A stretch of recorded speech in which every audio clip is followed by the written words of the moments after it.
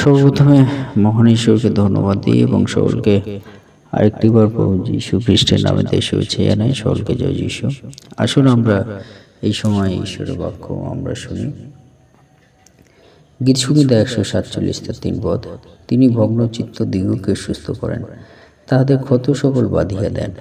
ঈশ্বর তার বাক্যে আমাদের প্রত্যেককে আশীর্বাদ যুক্ত করুন, আমেন। হে আমাদের সুস্থতা দানকারী ঈশ্বর, আমাদের মহান পিতা ঈশ্বর, তোমার মহানামে ধন্যবাদ করি। আজকে এই সুন্দর দিন তুমি দিয়েছ, আর এই দিনে তোমার চরণতলে আমাদের জীবনকে সমর্পিত করি।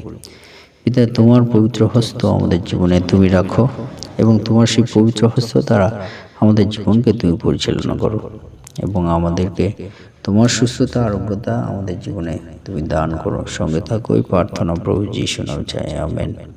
আজকে আমরা দেখি বিদেশে তিনি বলছেন যারা ভগ্নচিত্ত তাদেরকে তিনি সুস্থ করেন এবং তাহাদের ক্ষত সকল বাঁধিয়ে দেন, আমেন, হালেলুয়া।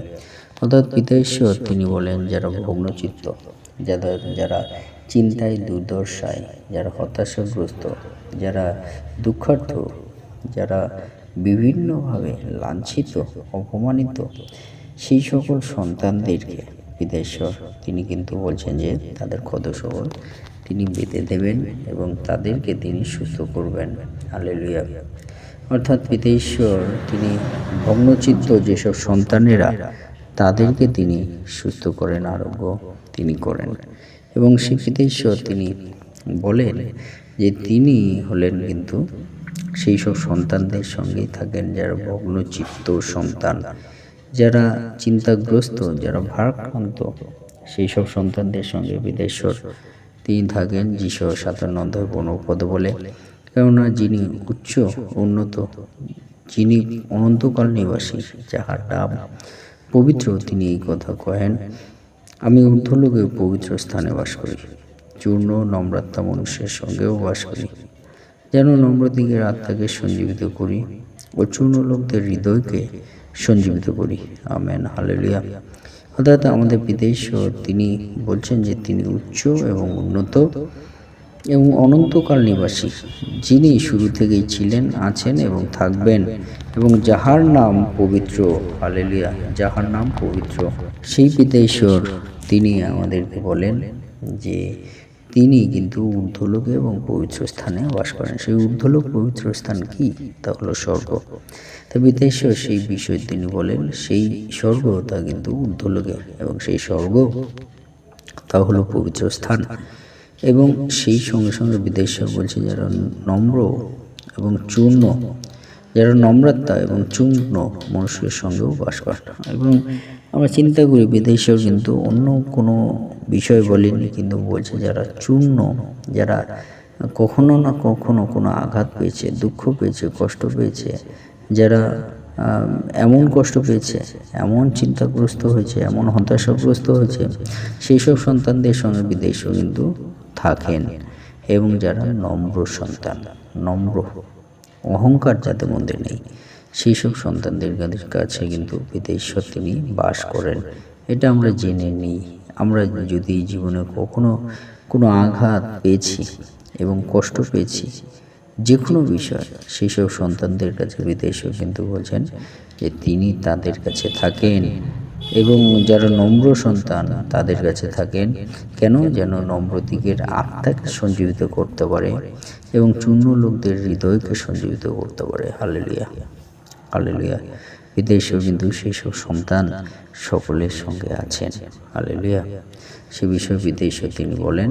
এবং যেরূপে 33 বলে, দেখো আমি এই নগর ক্ষত বাঁধিয়া ইহার চিকিৎসা করিব, তাহাদিগকে সুস্থ করিব, তাহাদের কাছে প্রচুর শান্তি ও সত্য প্রকাশ করিব, আমেন, হালেলুয়া। অর্থাৎ আমাদের পিতা ঈশ্বর তিনি আমাদেরকে যে বিষয় বলতে চান যে তিনি বলছেন যে তিনি সুস্থ করবেন, তিনি ক্ষত বাঁধবেন এবং সুস্থ করবেন, এবং প্রচুর প্রচুর শান্তি এবং সত্য প্রকাশ করবেন। সেই প্রচুর শান্তি কি? প্রভু যীশু বলছেন, শান্তি আমি তোমাদের কাছে রাখিয়া যাইতেছি, জগৎ যে রূপ দান করে সেরূপ নহে, আমেন। অর্থাৎ পিতা ঈশ্বর আমাদের প্রভু যীশু তিনি বলছেন শান্তি আমি তোমাদের কাছে রাখিয়া যাইতেছি। অর্থাৎ আমাদের ঈশ্বর তিনি কিন্তু প্রকাশ করেছেন তার প্রচুর শান্তি, আমরা তা প্রভু যিশুর মধ্যে দিয়ে দেখতে পারি এবং সত্য প্রকাশ করেন। সত্য কি? প্রভু যিশু তিনি বলেছেন যে আমি সত্য। হালেলুয়া। সেই সত্য কিন্তু পিতা ঈশ্বর প্রকাশ করেছেন প্রভু যিশুর মধ্যে দিয়ে। হালেলুয়া। সেই সত্য মধ্যে দিয়ে কিন্তু আমরা সত্যময় ঈশ্বরকে আমরা খুঁজে পাই, অর্থাৎ সেই প্রভু যিশুর মধ্যে দিয়ে কিন্তু আমরা সত্যময় ঈশ্বরকে খুঁজে পাই। তার আরাধনা এবং উপাসনা করার, তার কাছে প্রার্থনা করার কিন্তু আমরা সুযোগ আমরা পেয়েছি সেই সত্য প্রকাশ করার মধ্য দিয়ে আমাদের প্রভু যিশুর মাধ্যমে। হালেলুয়া। সে বিষয়ে পিতা ঈশ্বর তিনি বলেন এবং লূক তার 4:18 পদে বলে, প্রভুর আত্মা আমাদের অধিষ্ঠান করেন, কারণ যিনি আমাকে অভিষিক্ত করেছেন দরিদ্রদের কাছে সুসমাচার প্রচার করিবার জন্য। তিনি আমাকে প্রেরণ করিয়েছেন বন্দীগণের কাছে মুক্তি প্রচার করিবার জন্য, অন্ধদের কাছে চক্ষুর দান প্রচার করিবার জন্য এবং উপদ্রুত দিগকে নিস্তার করিয়া বিদায় করিবার জন্য। হালেলুয়া। হালেলুয়া।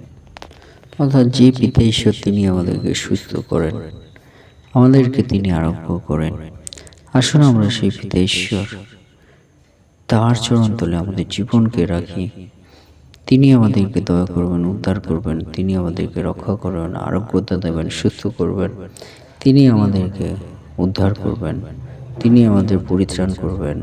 আমাদের সেই পিতা ঈশ্বর তার চরণ তলে আমাদের জীবনকে রাখি আমাদের প্রভু যিশু নামেতে এবং প্রভু যিশুর চরণ তলে আসুন আমরা সকলে একত্রিত হই এবং সত্যময় পিতা ঈশ্বরকে ডাকি।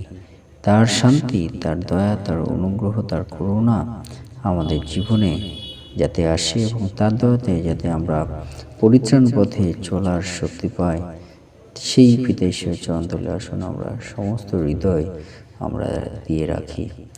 ঈশ্বর তার বাক্যে আমাদের প্রত্যেককে আশীর্বাদযুক্ত করুন। আমেন। হে ঈশ্বর, আমরা তোমার ধন্যবাদ করিতেছি। হে ঈশ্বর, আমরা তোমার ধন্যবাদ করিতেছি, ধন্যবাদ করিতেছি। কেননা তোমার নাম আশ্চর্য, লোকে তোমার আশ্চর্য কর্ম সকল বর্ণনা করে। লোকে তোমার আশ্চর্য কর্ম সকল বর্ণনা করে। হালেলুয়া। আমেন।